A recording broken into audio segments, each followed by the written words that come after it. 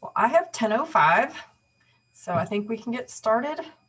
Good morning once again, everybody.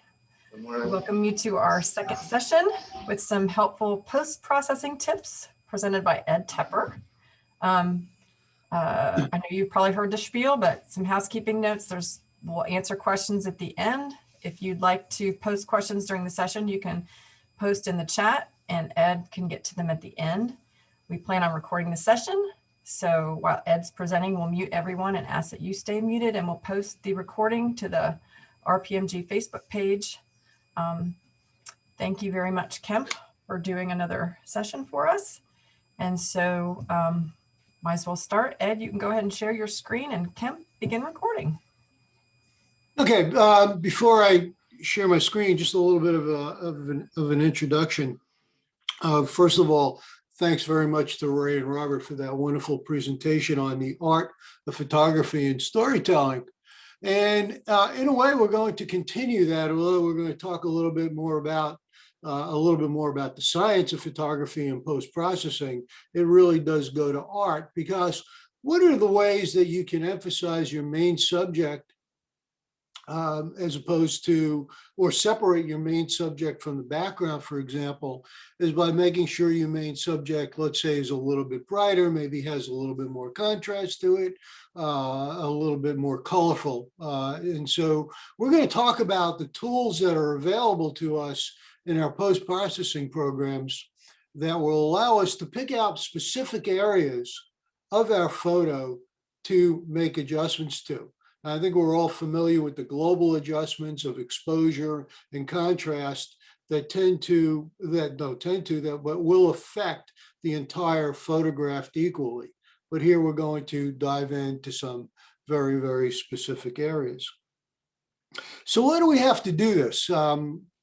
I've heard people say, I don't know where I heard this or where I say it, is that, oh my God, the guys who design the cameras and whatever, they're so brilliant. I don't have to do anything to my photograph. We all know that's not true. The camera has certain limitations to it.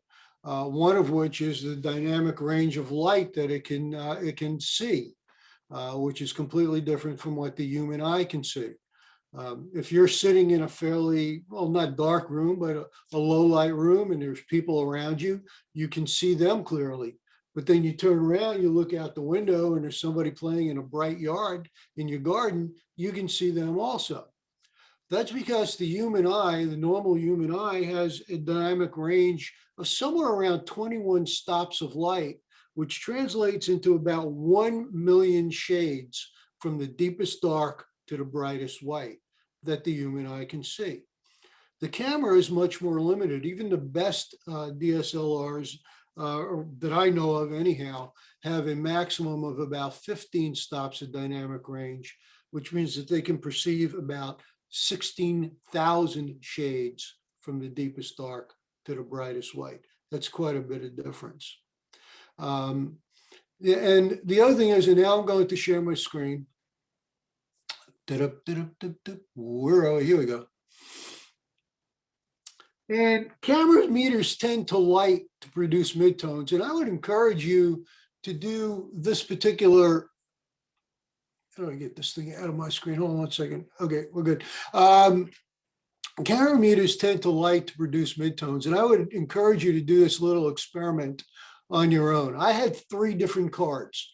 One was kind of mid-gray, the other was white, and the other was black. And I put them up on a table in the same light, and I filled the screen, my camera screen, with each card separately.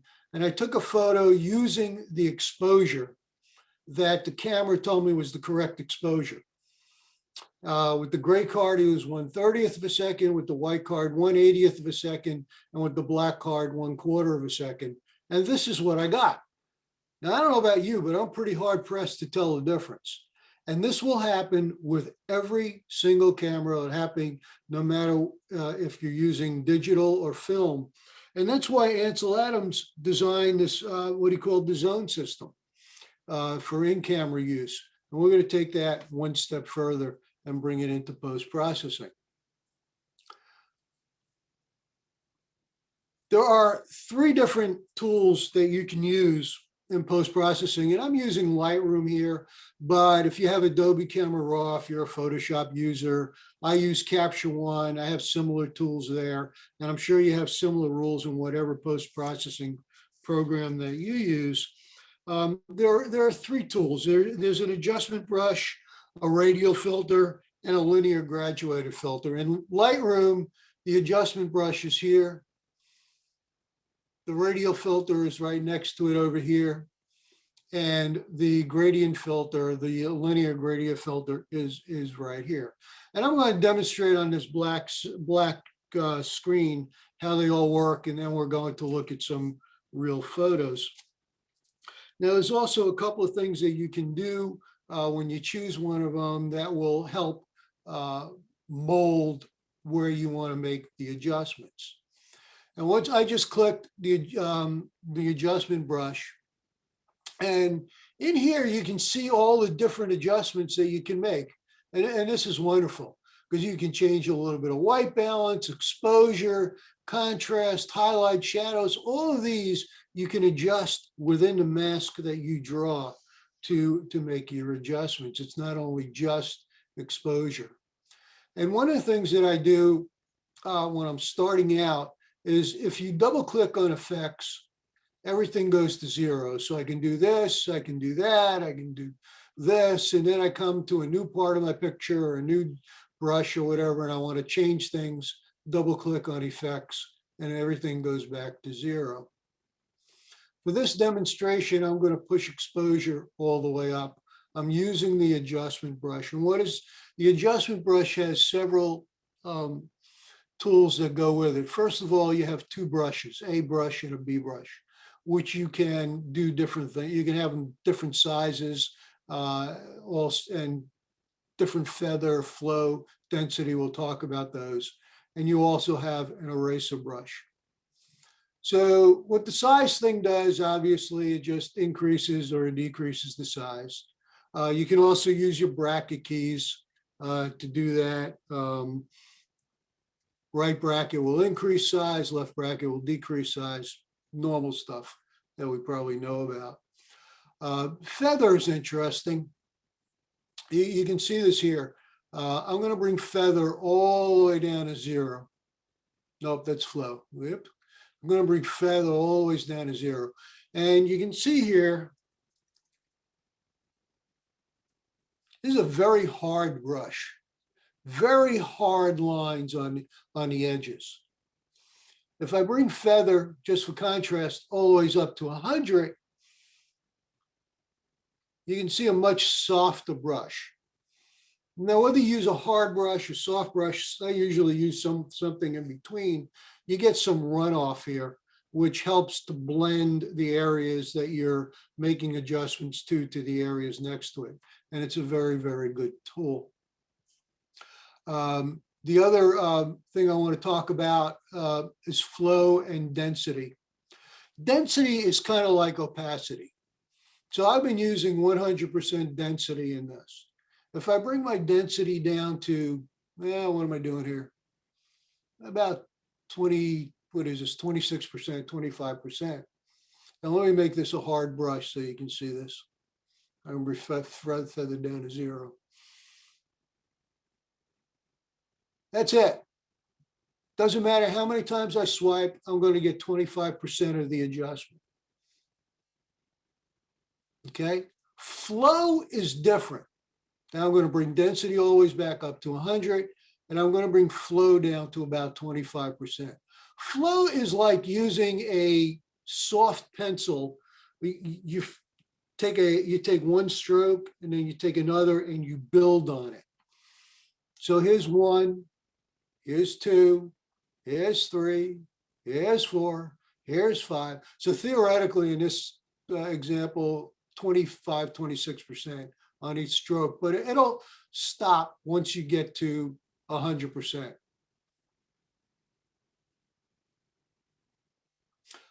My preference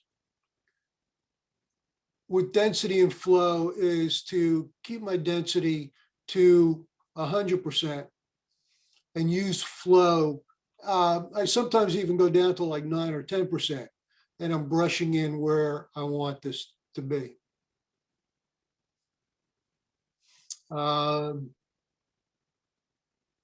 Okay, I'm going to reset this, and we're going to look at the radial tool. The radial tool draws a circle. And you can see it also has feather. I'm going to turn feather down to 0 just to give myself a hard circle. And once I click on here, look what happened. Basically, what I did is I affected everything outside of my circle, which is something you might want to do, or you may want to affect things that are inside your circle. And that's why you have this little invert thing. Now, why they didn't call it inside and outside, I don't know. But invert will affect things inside the circle. Click that off, it affects things outside the circle. Okay, let me do invert. I'm going to reset. If you want to make a perfect circle, hold down the shift key.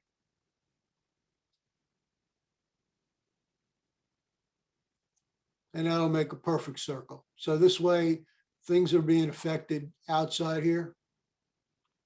Inverting, things are being affected inside on a perfect circle. Now, you may not want this perfect circle. Oh, by the way, you can do feather also on this. You can see how feather works. And this is very good because you have all this, major adjustment inside here, the way I'm working it, and then it'll feather out to 0 on the outside. It'll just, it'll gradually come off to a 0 point on the outside of the circle. I can change the shape of the circle. I can elongate it. I can move it. I can elongate it. Here you see I'm elongating both sides simultaneously. If you hold down the Option or Alt key, you can affect just one side. I can affect that. I can affect my top by holding off my Alt key. I can circle. I can, move the circle around by going up to one of these points, and the thing will turn to like a little icon and it'll move around, and you can adjust it that way. One other thing that's interesting about the radial filter and the linear filter that we're going to see next is the brush. And this is it's kind of like it's a different brush than what we saw before, because this brush right here affects the filter that you're using. It's affecting the circular filter. So let's say I'm going to choose this brush, and let's say I'm going to bring this down a little bit, make it a little bit smaller, and I'm going to add to it. You see the plus sign in the middle? Well, the plus sign in the middle means I'm adding to the filter. If I click my Option key, it's the erase filter. Basically, you can come down here and choose it also. But let's say I want to add to this. Okay. I just in here, I just want to make this 100%. So I can just add to it. Well, let's see, I got my flow down low. I can add to it in here. I can add to it outside the circle. Now, let's say I wanted to take something away. I would click my erase brush. Feather and flow is always up. I got a little bit of, I'm going to bring feather down so you can see it better. And here I'm erasing it because it was white inside, and now it's erasing the white.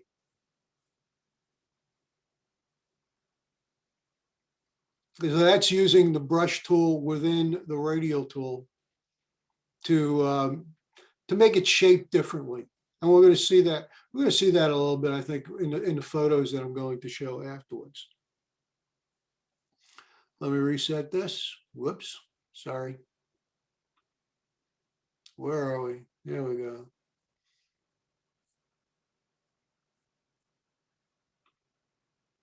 I'm going to reset this and I'm going to choose my linear filter. Now, linear filter is just what it says. It draws a line.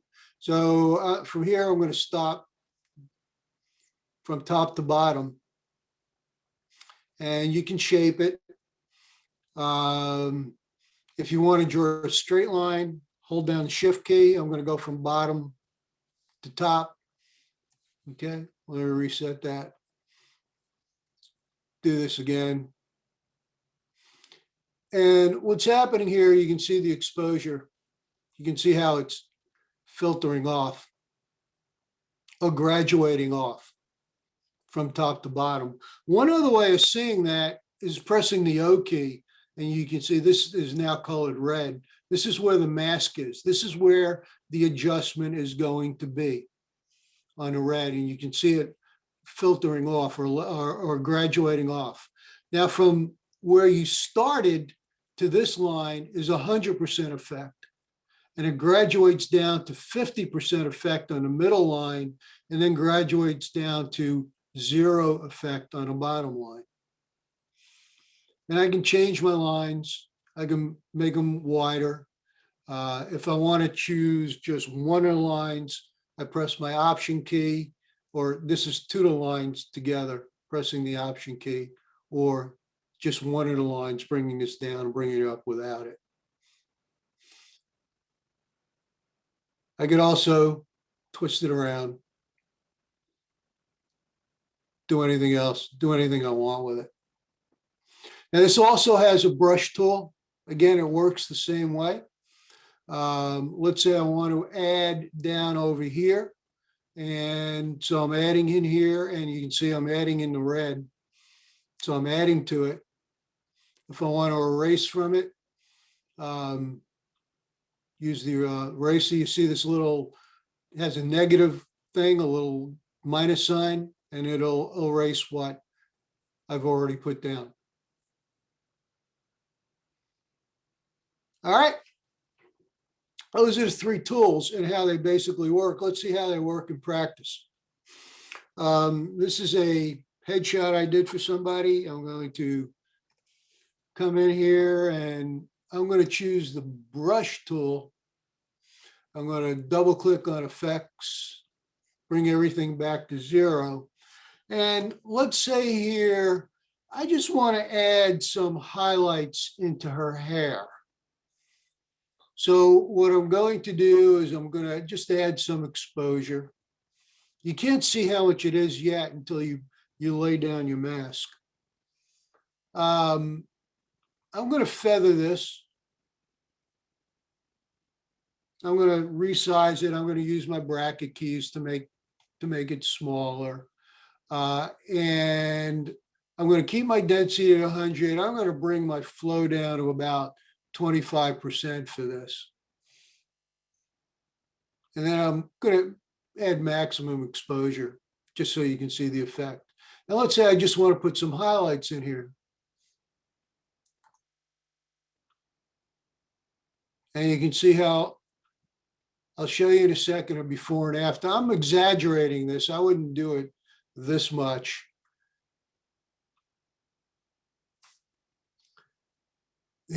This little thing down here is pretty cool. This is a before and after thing. So if I click it, that's before. I click it again, that's after. That's where I put in my little highlights. Now I can also do anything else that I want with this thing. Now this little button up here, that's where you started. If you ever wanted to come back to it, when I just hover over it, you can see the red where I laid down the mask and where I made the adjustments. Let's take a look at using the adjustment brush, but with a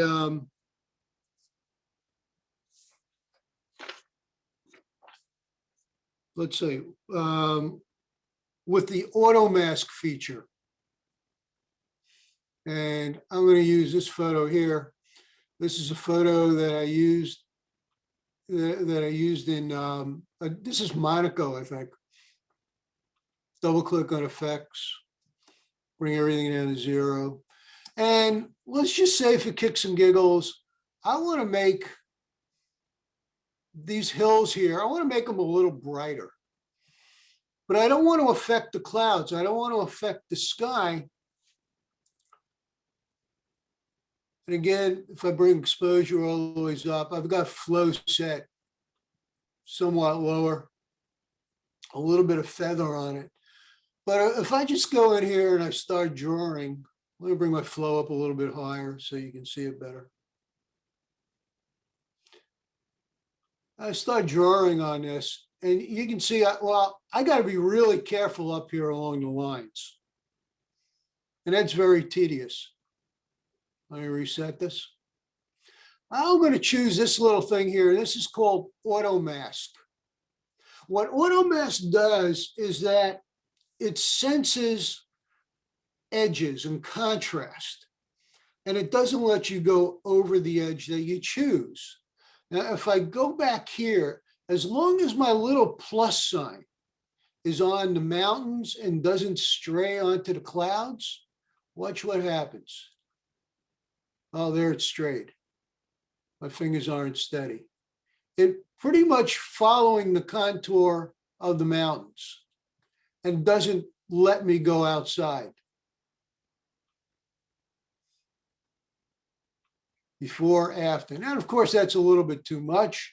You know, we're going to bring this down. And I'm not being as careful as I would normally. I just want to demonstrate this. But that's how auto mask works.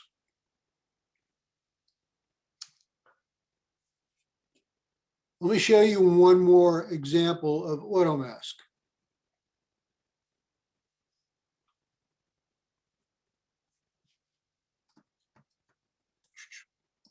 Okay, where are we? Here we go. Command minus. Okay, let's say I want to do something to this flower. Zoom in a little bit more. I want to do something to this flower. Now, let's say I want to brighten it up a little bit. And again, I'm going to exaggerate, of course. And without auto mask, bring my, it's just going to be really hard to do it following these lines. So let me reset that. Let me turn auto mask on. And now I can, as long as my plus sign is on the flower, is on the red, it's pretty much going to follow the contours of the flower. And it's not going to let me go out anyplace else. And then when I'm finished with this, I can make my adjustments. I can do whatever I want. It's, of course, a little bit too much. I can bring this down. What else can I do? A little bit of clarity in there, some texture. What else? Saturation. You can see how saturation is affecting just where I went. I'm going to show you another way of doing this. And this way is really, really cool. Let me reset this. I'm going to turn off auto mask. And I'm going to show you how using the color range tool can help you. And here, I'm just going to draw, I'm like a 4-year-old in a coloring book here. Okay. And now I'm going to turn on this thing. It says range mask, and it's by default off. I'm going to turn it on. It has 3 options: color, luminous, and this thing called depth, which is really applicable to cell phone photos. But I'm going to choose color range. Okay. Reset my exposure. I'm going to choose color range. By the way, if you just want to reset one of these things, you just double click on a little icon here.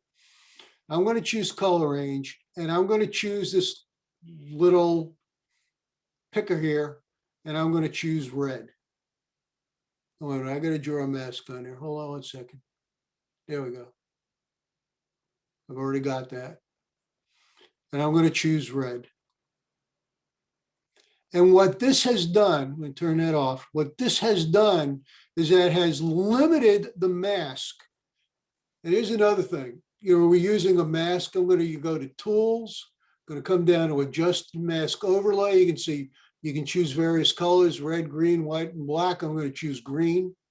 I'm going to press my O key, and you can see the mask on here. Press the O key to turn it off, and you can see how it's affecting just the red.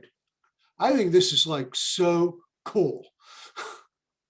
It's much easier than using auto mask with a brush if you can do it. And I'm going to show you how to use the luminous range in a minute. But then we can all do, anything else we want with it, add clarity, et cetera, et cetera.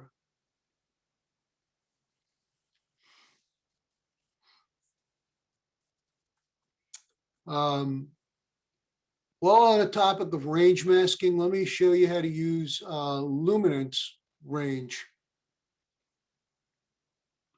I'm going to pick this picture here. This picture was taken in, I was on a trip in Ireland. These four guys were just goofing off. They're all family and friends.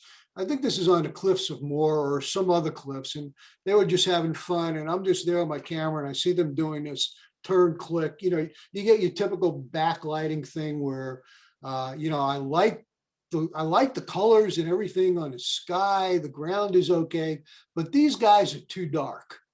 I want them a little bit brighter so they stand out because they're my subjects.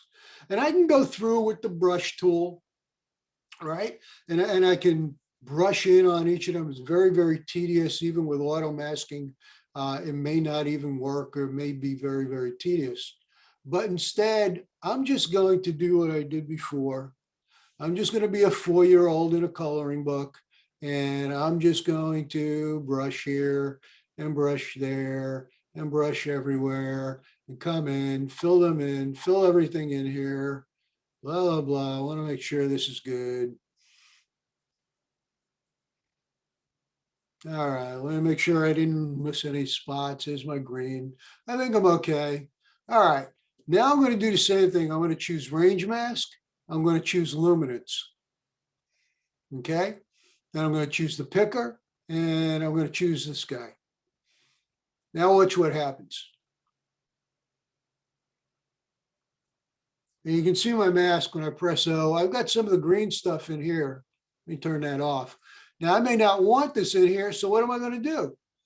Well, I'm just going to go to I'm going to go to basically my brush tool. I'm going to brush it out, pressing the Option key. I get my minus, and I can brush it out of there. And I can do that and that and that. I'm not being very careful. And now here, my mask is there, and I can do anything I want to it. I can add, what do I want to add? I may want to add some texture. I may want to add some clarity to them. Make them a little brighter. Let's see, shadows. I can bring up shadows a little bit. You can do anything you want as long as you lay down your mask.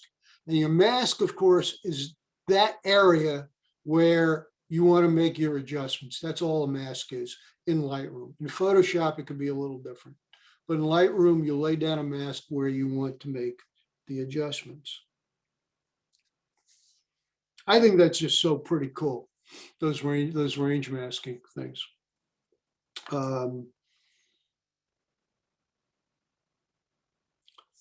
That's the brush tool. Let me use the show the radial tool.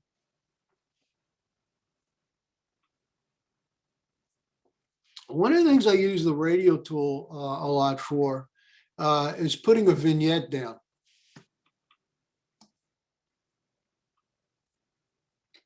I don't like the vignette tool because I think it's very, very limiting. By using the radial tool, so what I'm going to do here is I'm going to put a vignette down. Again, double click on effect to turn off everything I've done. I want to affect outside of the elk. I want to make it a little bit darker. So I'm going to bring down my exposure a little bit. I don't have invert turned on. Feathering, I want to feather this because I want some smoothness to it. And then I'm going to start with the elk. I'll lay this down a little bit. Here, what I'm going to do is press my Alt key, so I'm going to spread it down a little bit, and I'm affecting everything outside of the circle. I make this a little bit bigger, so it's, carries horns. Move it around a little bit. Let me bring this down a little bit so you can see it better. You can see where I'm affecting outside and a little bit of inside because I've got my feather turned on. Now I'm going to bring this down a little bit. Actually, I'm going to leave it a little exaggerated because I want to show you something. This vignette is a little bit too much, but it's off-centered and it's pretty good.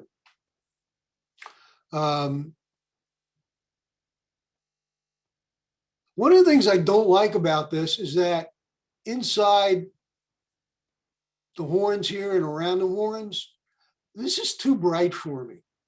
I want this a little bit darker, and I guess if I feathered it a little bit more, I can probably get some effect, but even if I feathered it all the way, I'm not really kind of happy with this.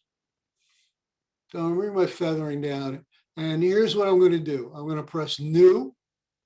I'm going to start a new one. I'm going to turn on invert, and I'm going to draw another radial filter. Pressing my Alt key, bringing it down, making sure I got.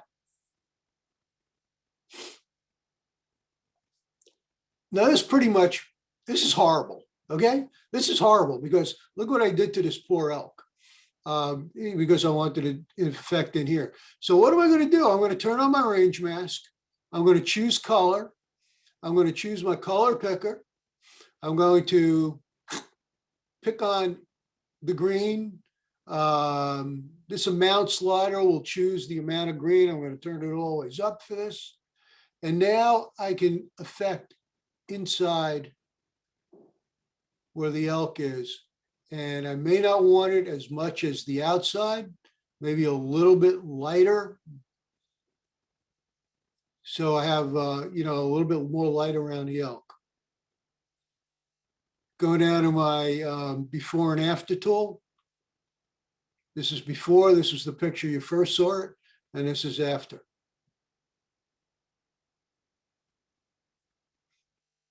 Cool? I think it's cool. Now, choosing this again.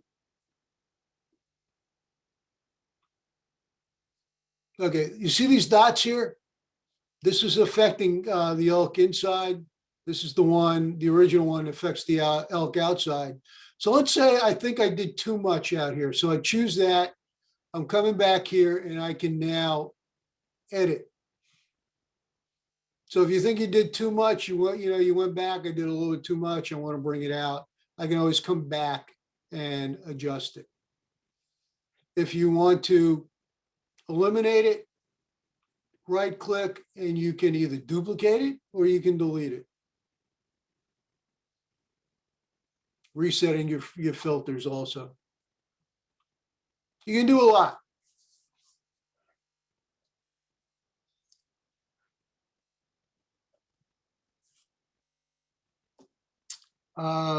Last filter. We're going to come back to Monaco.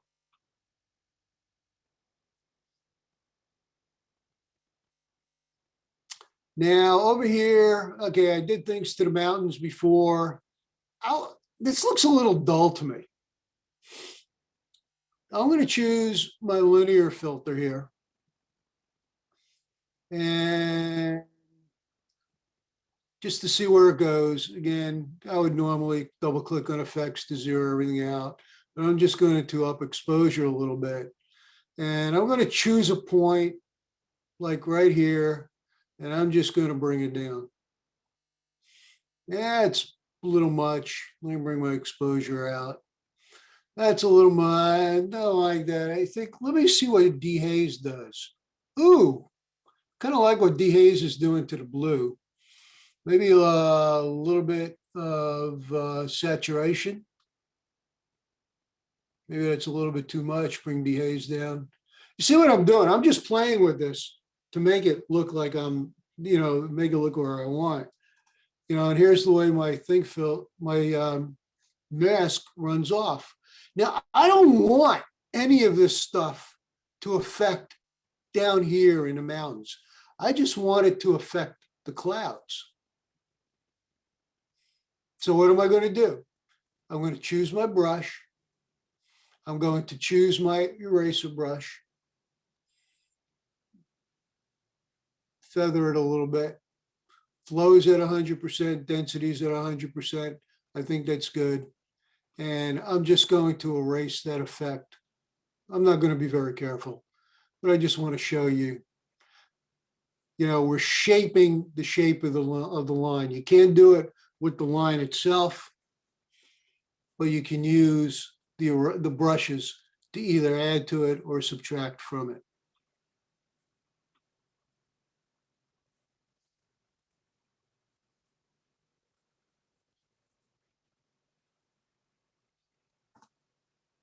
Turn that off. Now I can play with this a little bit. I can bring it down a little bit. Where am I? Still affecting some stuff here. Erase that.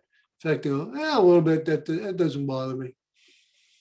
But you can see how we can shape the lines, shape the circles by using these brushes within the tools.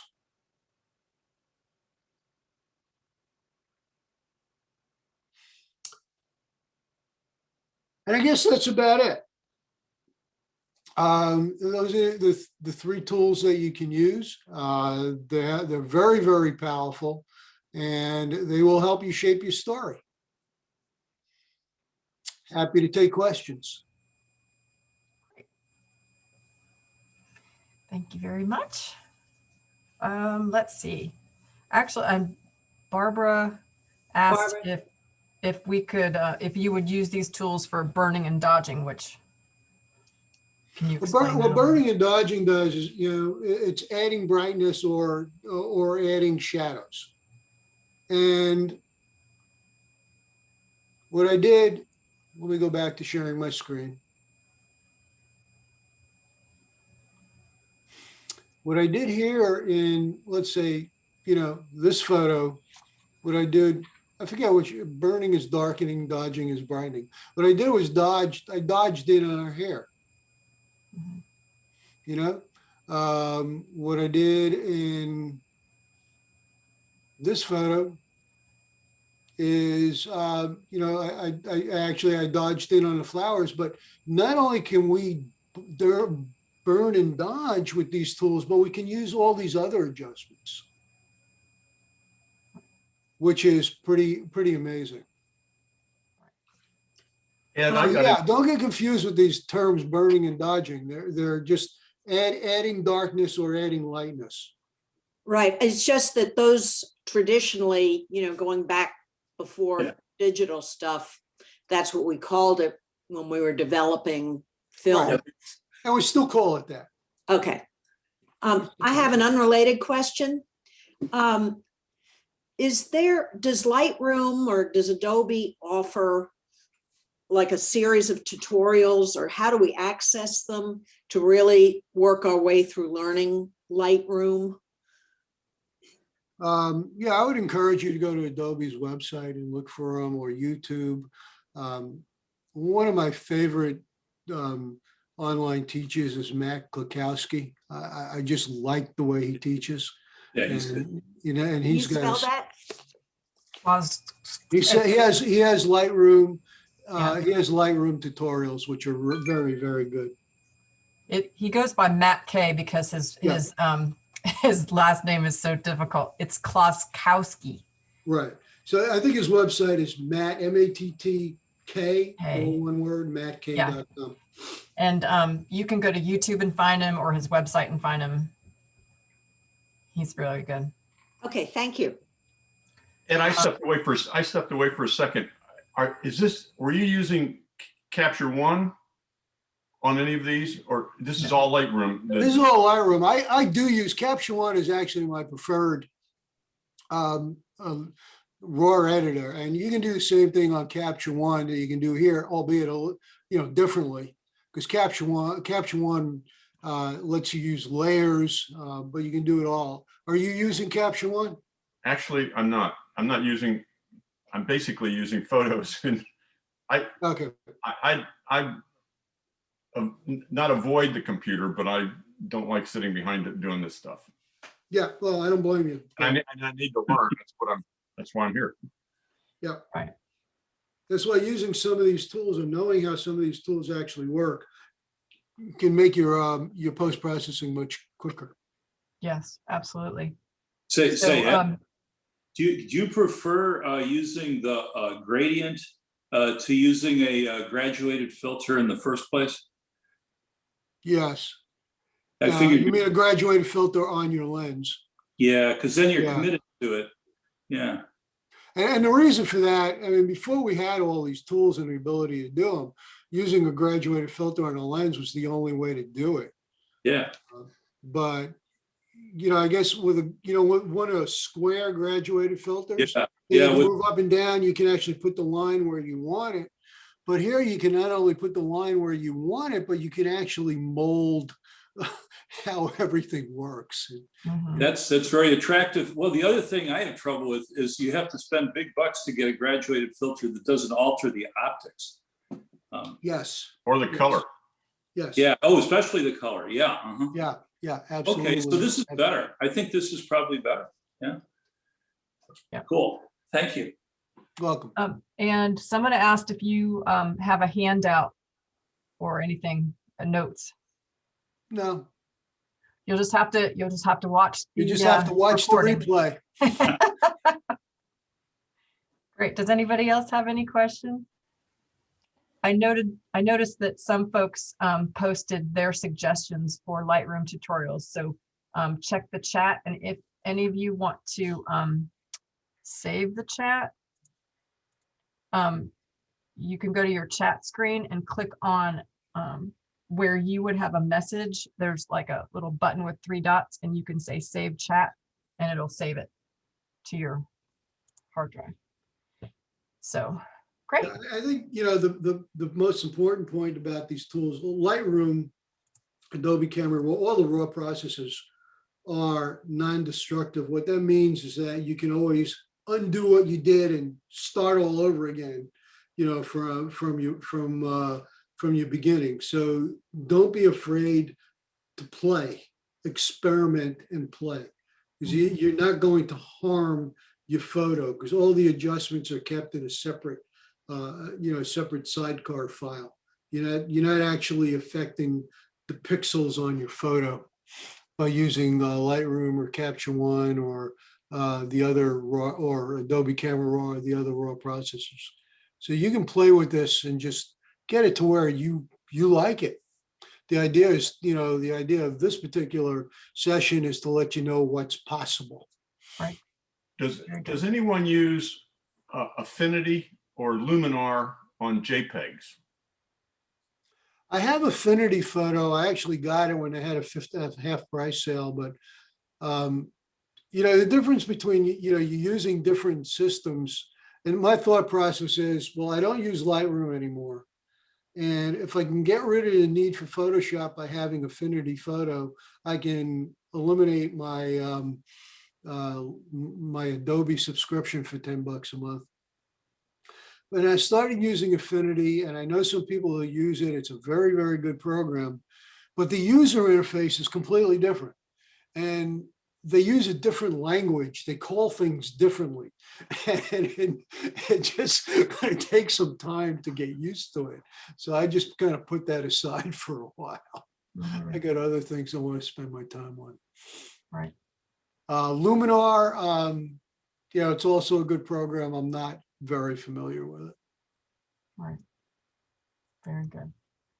Well, thank you, Ed. That was fantastic.